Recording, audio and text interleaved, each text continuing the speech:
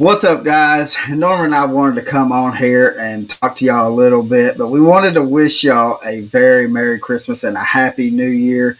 But we got other things we want to talk about as well. Yeah, that's right, Colin.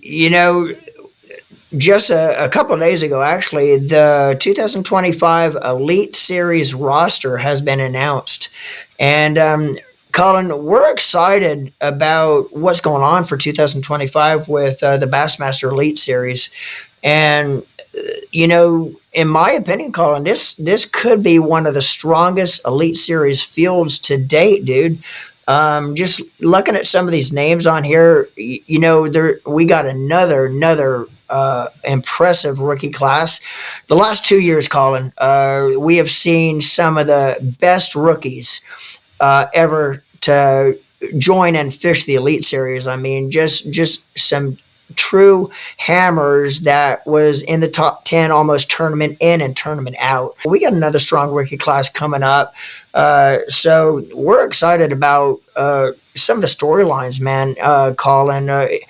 And let's talk a little bit about a couple hot takes that we think with this not rookie class, but with this entire Elite Series field and roster. I think this year is going to be something special. We're going to be doing a lot of traveling. I mean, going back and forth from the East Coast to the Midwest, back to the East Coast, Midwest, and then they're going to finally come back to the East Coast and then make their way up to do some smallmouth fishing up north. But the rookies here the past 2 years have been phenomenal. I think last year kind of, in just my opinion, Norman, kind of outshined the rookie class the year before. Even though Joey Fuentes did win 2 tournaments, I think there was 2 years ago you had Joey win 2, and then you had another angler rookie win a tournament. So 3 out of the 9 they won. But last year, I mean, this rookie class last year was a force to be reckoned with. Yeah. They hosted up some blue trophies. Yeah. But the main thing, though, Norman, is you did not see a tournament with the top 10 that did not have at least 2, maybe more than that on an average of the rookies. I mean, they were in it. And then to have Trey McKinney do what he did, started out with a bang. He had a few hiccups there in the middle of the season that kind of cost him the Angler of the Year. The Angler of the Year. But if he didn't have them couple of hiccups, he would have been right there. I mean, he would have been hard to catch. Yeah. And but this next year, I think it's going to be pretty decent. I don't know, Norman. I don't know if it's going to beat last year's rookie class. It'll be hard to do. I think it's going to, and that's what I was saying is what they done last year was phenomenal. Yeah, and the one thing that I took from last year's rookie class, Colin, is, and you could kind of sum it up with one word, and that word's consistency. The rookie class last year was so consistent. Granted, the year before his rookie class, we did have Joey Fuentes, with his 2 wins. We had another rookie in the winner circle as well. But the consistency with last year's class, dude, and like you said, it all goes back to the top 10s. I don't think there was a top 10 last year that didn't have at least 2 rookies. Tyler Williams, what he done, and that's just Tyler Williams, and he was so close to hoisting that blue trophy 2 or 3 times last year. But I think, and I don't have facts on me, so don't fact check me on this, but I think he was in the top 10 4 or 5 times throughout the year, and that's just Tyler. Then you had Robert Gee. And Robert Gee also, he came very close to hoisting a couple, was in the top 10 multiple Yeah. times. And then what Trey McKinney done? Trey McKinney done something last year that I don't think we've seen in the history of the Elite Series. Another rookie come in and just so at such a young age and Yeah. just took it and went with it and was so he was such he was a veteran beyond his years of a rookie. I mean, that's the Yeah. best way to sum Trey up is he was a rookie in a veteran's body. And when I say that, I mean he was just so much far past his years. Just the way he presented himself, the way he fished, his mindset, his head. There's nothing that got to him. And yeah, like you said, he did have a couple. And I hate to use the term rookie hiccups, but he did. He had a couple hiccups Yeah. through the middle of the year, and that there any normal. I know me. If I was in them shoes, it would spin me out so bad. I wouldn't be able to hit the next tournament with guns a blazing. Well, Trey, uh, with the hiccups he had, dude, nothing phased him.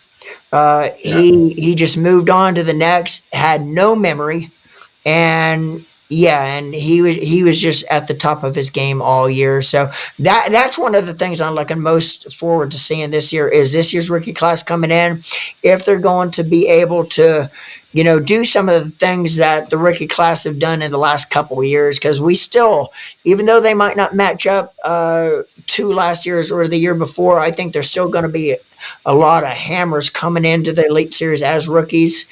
And I really think this class is going to also put out, show out, and impress as well. They're fishing lights out. I mean, you even had Milliken come in there as a older president. I mean, he's the oldest rookie that was Exactly. part of this last year. Yeah. And I And you're, mean, and I'll say also, Colin, you're right, and we can't forget Ben Milligan what he done. yeah, And we tend to, when we're talking about the rookie class last year, we tend to kind of, I don't want to say forget. overlooking.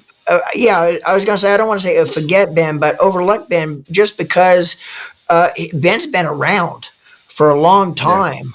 But Well, yeah, he he's was a been with rookie. the YouTube. Yeah, but That's where mainly people know him is from the Milliken fishing on yeah, YouTube.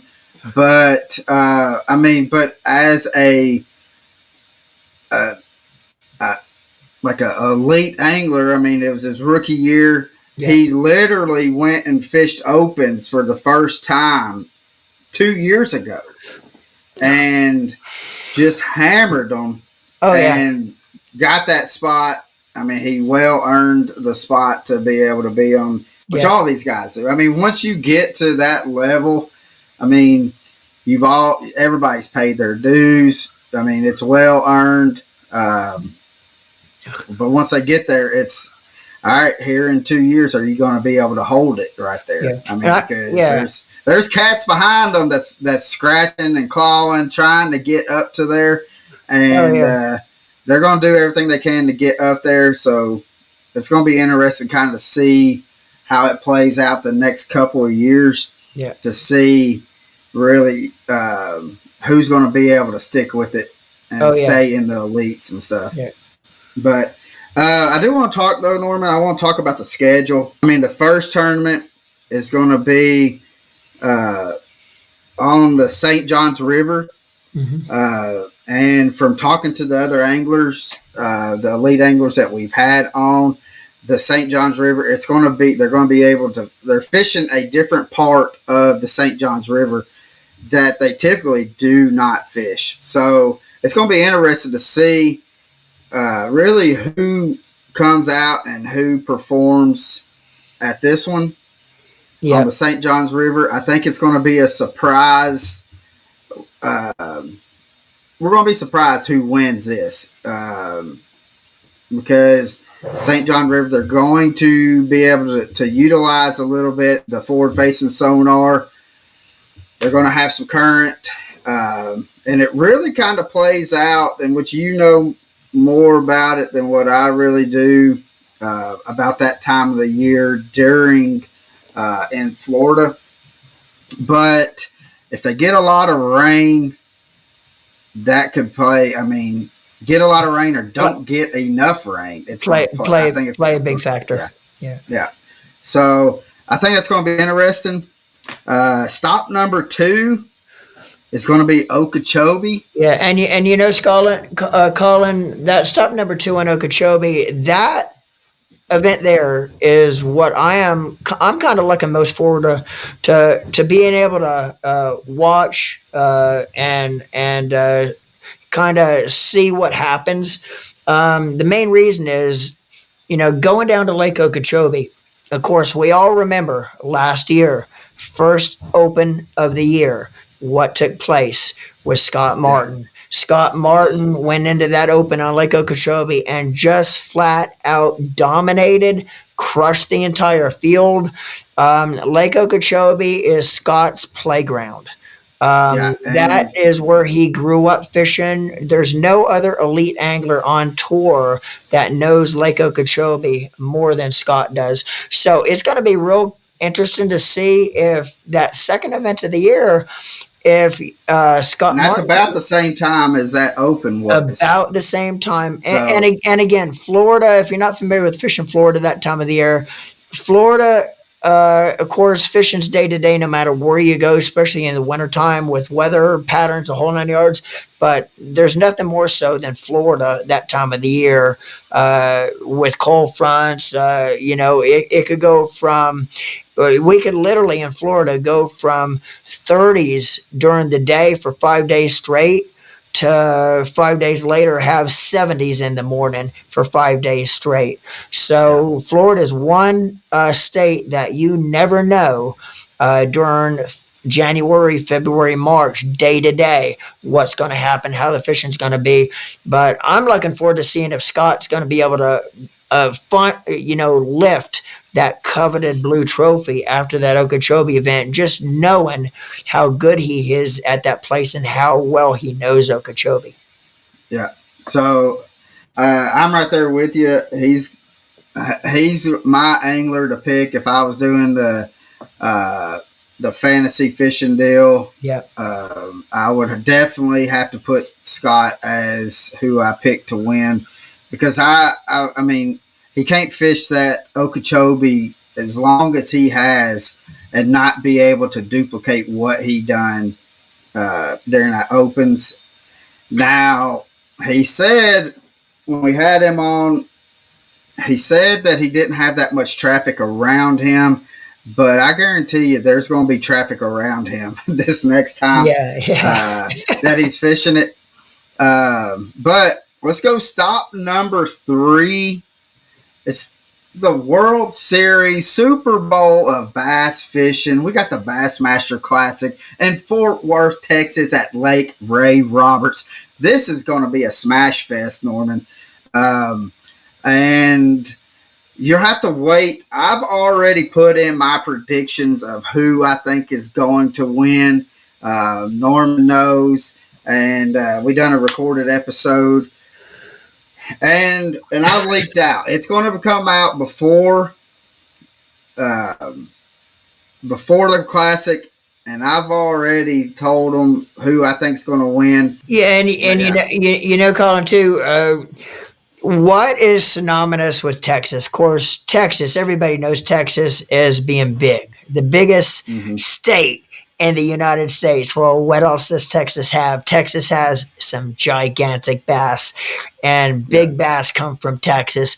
And so I really think this classic, we are going to see a century belt. And I also feel that we are going to see maybe, just maybe, a couple century belts. You never know. We're talking about Texas, Colin. yeah, We're talking about some of the biggest bass in the yeah, world.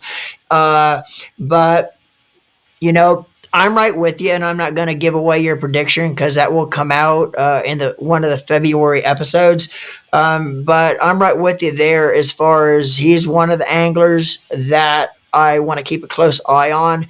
In that classic, I think he might have a good shot at pulling something special off. But another person I want to talk about that I'm looking forward to, and everybody knows the backstory, and we just rounded out our 2024 episode with him on Scott Martin. Everybody knows the story.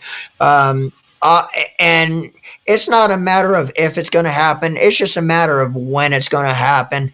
That he's going to be able to do the infamous handoff that everybody.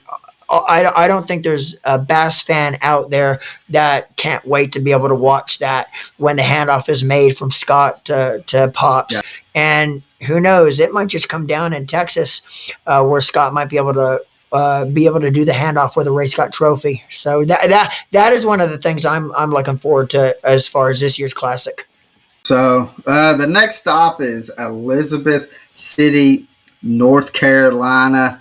Um, the BPT came here, went there last year, and actually, I mean, had a heck of a tournament. It is a tidal fishery to some extent. Kind of depends on where you are on the river, and I think it's going to be a good one. I think you're going to be able to. Uh, I my guess on this, Canterbury might pull one off there.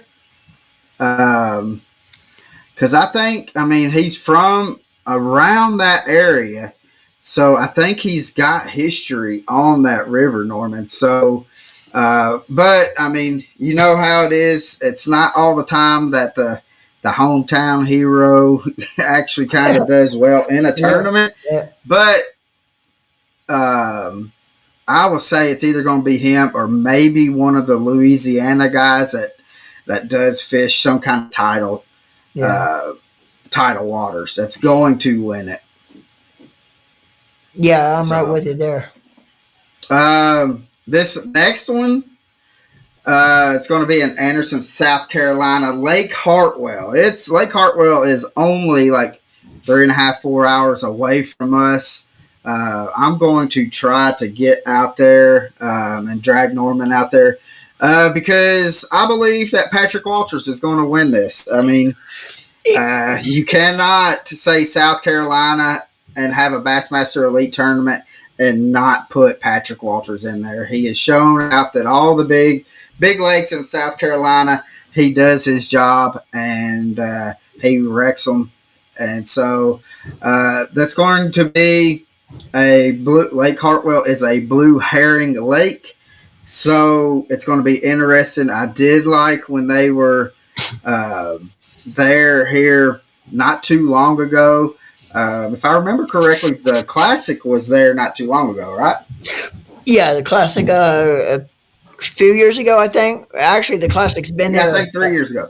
The classic's been there actually a few times, but I think 3 years ago was the last time the classic was Yeah. there, and I believe wasn't it Hank Cherry that I was think, his second in a row. yeah, because the first one was out in Texas, Yeah, I think actually that. on Ray Roberts, Yeah, I think if I remember correctly. Hartwell when the classic went there a few years ago. I think that's when Hank repeated. Yeah, yeah. Don't fact check us on that one. I mean, but Yeah, we're yeah, just no, kind of yeah, just going yeah. off We're the just cuff winging on it. that. Yeah, But we're just winging it. there's something about that blue herring lake. It's you're not going to see a lot of casting from a Yeah, lot of the anglers. It's going to kind of, to me, Norman, it's kind of a boring to watch. But when they do cast, the hookup ratio is through the roof oh yeah, because they're what it is you got, and I think Hartwell has a lot of spotted bass.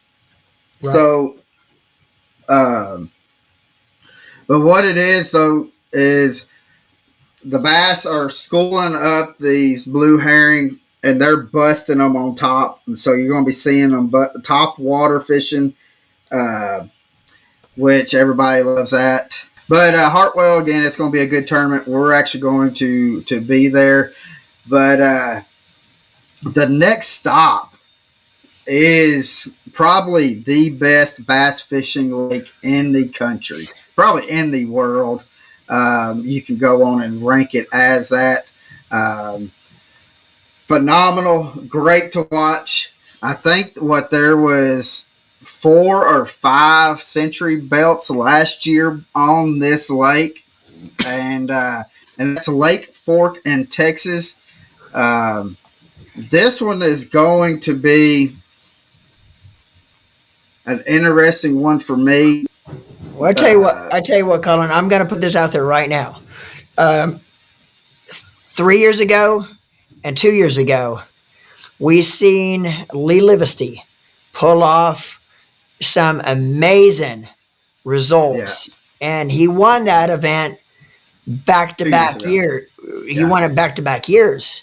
yeah, Okay, and the way he won it the first year that he won it on Lake Fork was some of the camera work and some of the fish catchers on camera was the most insane fish catchers you're ever going to want to see on that final day.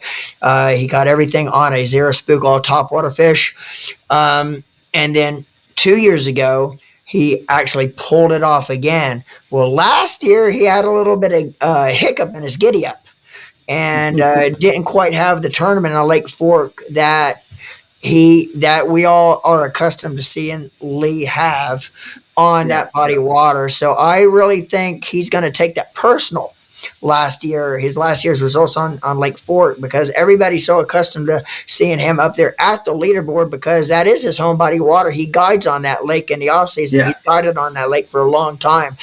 Uh, you know, so I think he's going to make a huge comeback from his results last year, and he's going to be the man to beat, I believe, come Championship Sunday on Lake Fork again this year. yeah. I mean, that's just like Patrick Walters in South Carolina. Yep. You cannot leave him out of the running. Yeah. Um, it's going to be phenomenal to watch. I I don't know. I think I want to say. I mean, because Trey McKinney had a heck of a tournament out there, Oh yeah. um, and so. But one thing though, I do like since we're talking about Fork, I do like the fact that it's catch, weigh, release to an extent. I know that they're doing that for fish health care and stuff like that to keep them safe and stuff, where they're not in the box. But I would like to see some of them big old fish come across the stage. I mean, you can keep one that's I think it's got to be over 24 inches. 24 inches. Yeah. And so, with Trey McKinney, almost the big one that he almost threw that sucker back after Yeah. weighing it. Yeah. So, what I think it was what was 11. Yeah. I think that's what it was. Yeah. And think about this real quick too. And we every year when the Elite Series goes to Lake Fork, we all see the huge fish. Not only the huge fish, but the numbers as well is there with Lake Fork. And what they do for their fish management with their slot limit system Yeah, that they have incorporated on that lake. Think about it for a second. Is there a reason why we're seeing Lake Fork producing the numbers and the big fish that it's producing year after year? yeah. Uh, It's how they're taking care of it. it's how they're taking care of it. So, yeah, we all like to see them that 30-pound sacks being brought across the stage, holding up on stage. But there's a reason, and that's one of the main reasons why this lake is so good because it's forcing anglers to actually release them fish. Not that you can't get them out. If you catch a 12-pounder on Lake Fork, get them out. Get a fiberglass reproduction.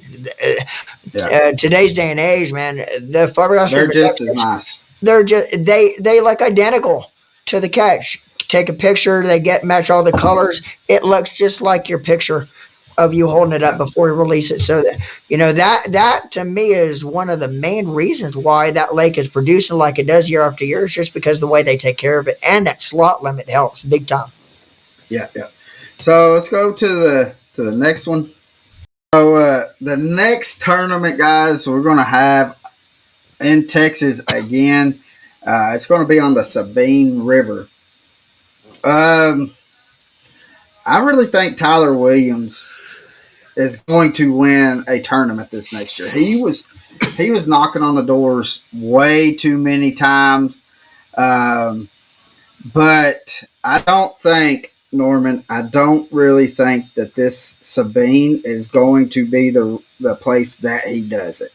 I actually think it's going to be the next tournament. Um, but with that being said, the Sabine River, we may see old Robert G. Uh, do some work because it's going to kind of fish similar to what he's used to in Eastern Yeah. Tennessee. Um, Robert is going to do good in this tournament because I also want to put old Matt up there because Matt's due for one too. Oh, And no after doubt. talking to him, I mean, he's used to, again, fishing Kentucky Lake, part of the Tennessee River. I think the Sabine is going to fish somewhat similar to that. That, and I think next year, I mean, Matt kind of had a learning experience here this last year. He was swinging for the fences and everything until he got his teeth kicked in quite a And few times, and oh, then he started at the last three yeah. Well, we tournaments. yeah, we even asked Matt, and he was 100% honest with us. He said, "Yeah." He said, "I was told a couple different times." He said, one of his buddies that, he talks about all the time as well from the wood shop, point blank, put sometimes you need to put down them big baits, dude. And Matt told us, he says, yeah, he says he should have put him down a little bit sooner.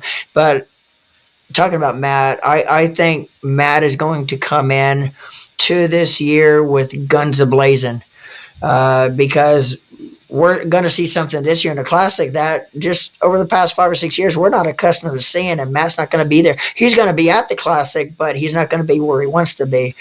And Yeah, I think because of that, Matt is going to come into this year and he's going to have guns ablazing, and I think Matt's going to have a great year. And I really oh think yeah, also we're talking about all the events. I think Matt might just hoist sometime throughout this year. I'm not sure what event or what lake it's going to be on, but I have a good feeling about this year for Matt, and I think he might be hoisting one of those. But yeah, he's going to come in guns a blazing because he is going to be on a mission this year from start to finish. Next tournament that they're going to have is going to be at Cookson, Oklahoma, at Lake Ten Killer. This lake, I mean, is is a phenomenal lake. Um, I believe this is the one that Tyler Williams is going to do something at. Um, I don't know. It's just there's good quality fish there, and I think he's gonna. I think it fits into what he's kind of used to. Yep. Being from Maine, wearing sandals all year round, crazy. But I think it's going to be good. I believe, to me, if I was, that's who I would pick in fantasy. Um, but time will tell. They haven't fished 10 killer. I don't know if the elites have fished. I know the opens have been there. I don't think the elites ever Some been. of these some of these guys have actually fished 10 killer in the opens.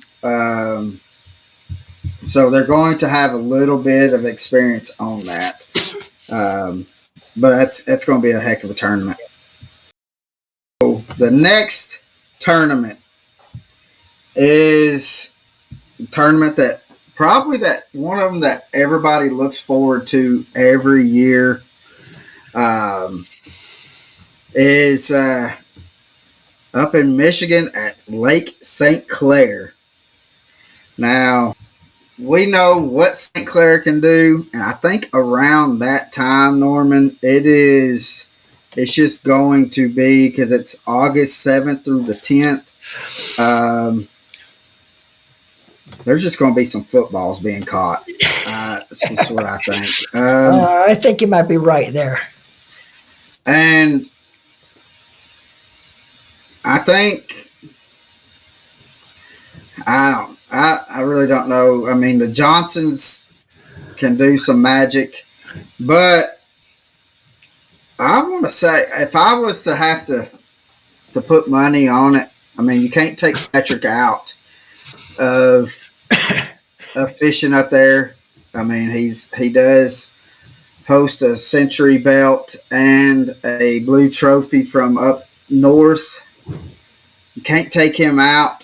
But since I've already said Patrick for Hartwell, I'm going to go with a surprise. Well, it may be a surprise, but maybe not. I'm going to go with old Seth Fighter there, and you're going to y'all just get ready to see old Seth out there smoking some darts and and just hammering on some smallies. I believe that he's going to pull that one off Yeah. because it's about time for him to win another one. Yeah, that's a good bet. I'd be right with you there with Seth. That's right in his wheelhouse, also. Um, but you never get overlook too, and and last year we had a pretty good shootout there towards the end of the year, the last event of the year, with really two rookies that was actually fighting for Angler of the Robert, Year, yeah, Robert G and Trey McKinney. Both are well, Trey McKinney anyway. Trey, his bread and butter growing up was largemouth, and yeah, once he hit the Elite Series and we even had him on and talking about it a little bit, how he has become so phenomenal going up to those big smallmouth bass factories and competing with guys like your Corey Johnsons, your Chris Johnsons, the guys that is always going to be fighting for a win when it comes to those bodies of water. I'm looking forward to seeing if Robert G and Trey McKinney could back up what they done last year up there and really fight for that win also. yeah, yeah. I mean, it's very possible. I mean, I don't know. It's kind of tough to say. You kind of will know more about how people are fishing once it kind of gets started. So the last tournament of the Bassmaster Elite 2025 schedule is going to be in La Crosse, Wisconsin, on the Mississippi River. So, or if you remember, they were up there 2 years ago, I Mm-hmm. think. Yep. Um, and if I remember correctly, that it was the year that Fighter won Angler of the Year, Yep. and he pulled it off like I think on the second day or something like that. Got it to where he was that he won. Yeah. So you can't put him out of it. I don't know. So many of the guys that we've talked to like fishing up there in Wisconsin. Yep. Um, I don't know who I would say, Norman, that to win it. Um, but with that being said, that's all I got on that. I mean, on the schedule. But I do want to ask you. So, who do you think is going to win Angler of the Year? All right. I got a pretty good hot take on Angler of the Year. And mark this down. He's basically done everything in the sport of bass fishing except win this prestigious award. He's pretty much won everything. uh, numerous century belts, blue trophies. Well, he hasn't won the classic yet, which might happen this year. Who knows? But I'm gonna go with a good friend of ours, Patrick Walters. Yeah. That's my hot take for angler of the year. Patrick is one of the anglers that he's one of the most consistent anglers on tour. Whether we're down in Okeechobee or whether you go up to the northern lakes, he's always, he seems to always be able to catch them. Always put them in the boat, no matter where they are. One of the more consistent guys on tour, also, and he's usually since he's joined the Elite Series, I think typically he's always been up there in the top 5, 6 at the end of the year. So I really think, I think Patrick's going to get the job done this year as far as the AOY is concerned. I mean, very possible. I would not disagree. I mean, his times are coming. After watching With that, Patrick, I would never disagree with anything when it comes to Patrick. no, no. But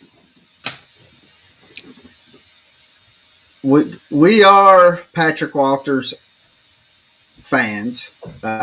We enjoy watching him. But I'm going to go a different route. Same household, but different route. I'm going to go with the COBB Brandon Cobb. Bam! Because of the fact he's been in the past 2 years, has been in the running for Angler of the Year. Again, he's had a few hiccups. I think he's going to get things tuned out and locked on to where he's going to do some damage this year. And it's just a matter of time. That household, though, is just phenomenal. I mean, there's no telling how many blue trophies is in that household. There's a classic trophy in that household. The knowledge and experience that they have on water is just phenomenal. And that's another thing, too. This year we've seen it with Justin winning the Classic. And he was right there in contention going into the final term of the year for Angler of the Year. So you never know. Justin might be right there to take home the AOY also. So their house is just lined with possibilities for the AOY. Yeah. Well, I mean, there's a bunch of them that we could have said and stuff, but I kind of wanted to kind of go off the cuff, and because I guarantee you nobody's going to project for him to win AOI. But Brandon, I got you. So it's going to be an interesting year. The guys, I think that's all we got. But Norman, what do you think, man? Yeah, man. And again, on behalf of Colin and myself, we want to wish everybody a Merry Christmas, Happy New Year, be safe, stay safe. And we look forward to seeing everybody next year. This week on Deck Talk Podcast, we are off. This is one of the weeks of the year that Norman and I are literally off. We don't have the podcast. We don't have a recorded episode. We are strictly off.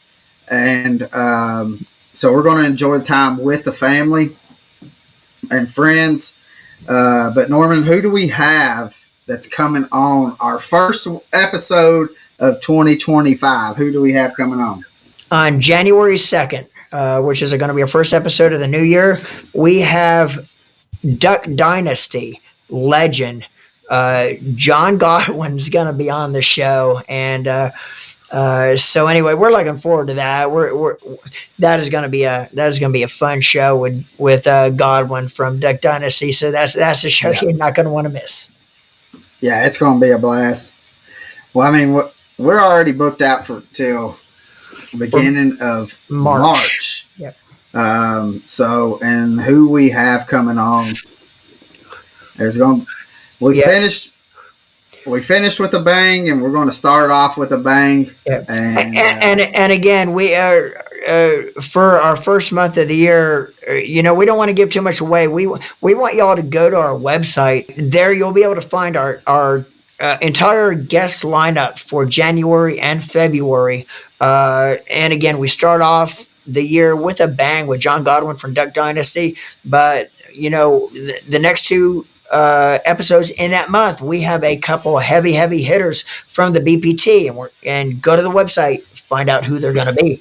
A little bit of Yeah. a teaser there. But anyway, yeah. Literally heavy hitters. Literally heavy hitters. So we're looking Yeah. forward to them two shows as well. But we have a great start to 2025 coming up, and we're looking forward to it. Yeah. So, guys, we will see y'all here on the next one again. Hope y'all have a blessed and very Merry Christmas and a Happy New Year. And from us at Deck Talk Podcast, we're out. See ya.